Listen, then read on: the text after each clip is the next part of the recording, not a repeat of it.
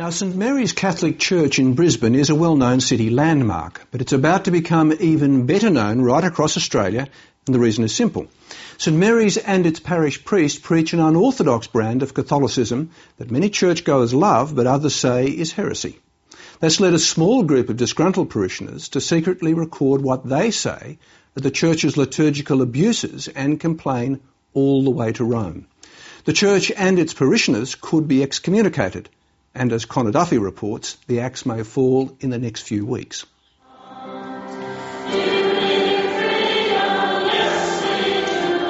There's an energy here.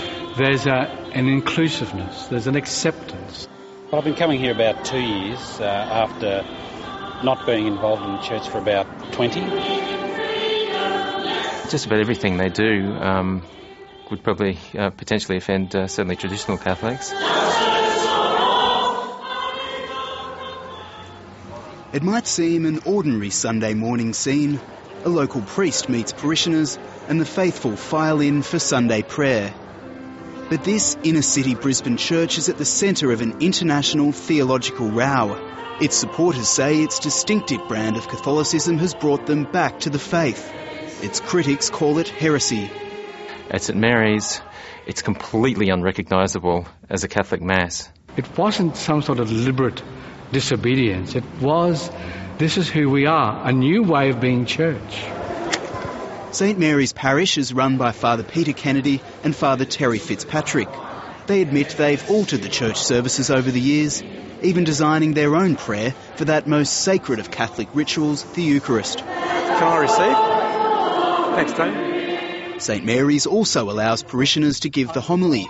Another thing Father Kennedy says is banned by church authorities. I want to read this first.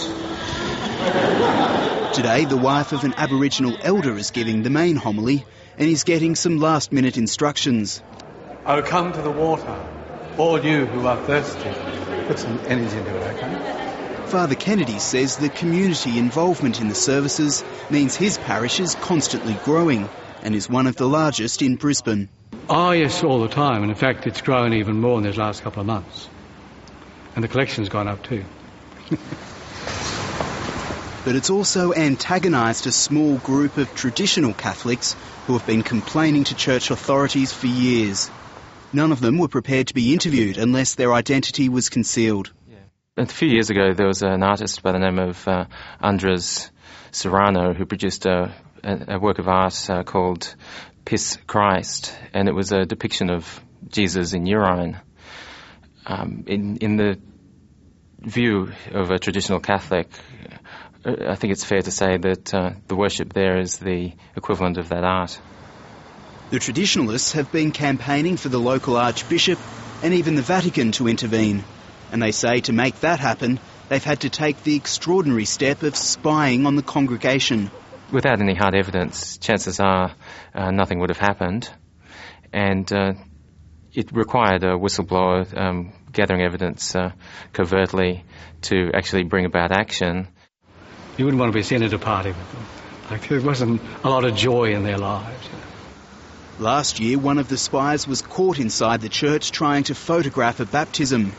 The 7:30 report has an audio recording of the dispute with Father Peter Kennedy, which shows just how passionate the arguments are. This is a private baptism. This is no right to damage my camera. Good, I hope I have. You don't get out, I'll damage you. You have no right to it. You have no right to be here. I'm a Catholic, I can be here. You are here to break up this community.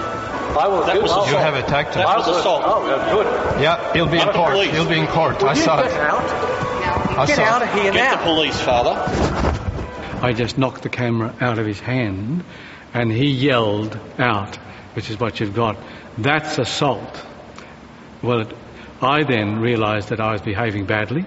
If I had any sense, I would have said to the family, like, do you want these people here? The parishioner, Richard Stokes, complained to the police, but no action was taken against Father Kennedy. Very distressing for that family that were here that morning having their child baptised. Mr Stokes declined a request for an interview, but did say he was on his way to the Vatican to show them the material he's collected about St Mary's. I think it's out of communion with the Roman Catholic Church. The senior Catholic in Queensland, Archbishop John Bathersby, was also unavailable for an interview, but in the past he's expressed concern about St Mary's and has been telling them to fall into line for the past 6 months. Late last month he wrote a letter to St Mary's saying he would make a final statement on the church's future at the end of January. The tone of the letter led some to believe the parish is close to being excommunicated. Sadly, however, communion cannot possibly become a reality until the major questions are resolved, which leaves me with not a great deal of hope. Because we're breaking the rules. But I mean, we've got pretty good precedents of that. Like Jesus was always breaking the rules in his day.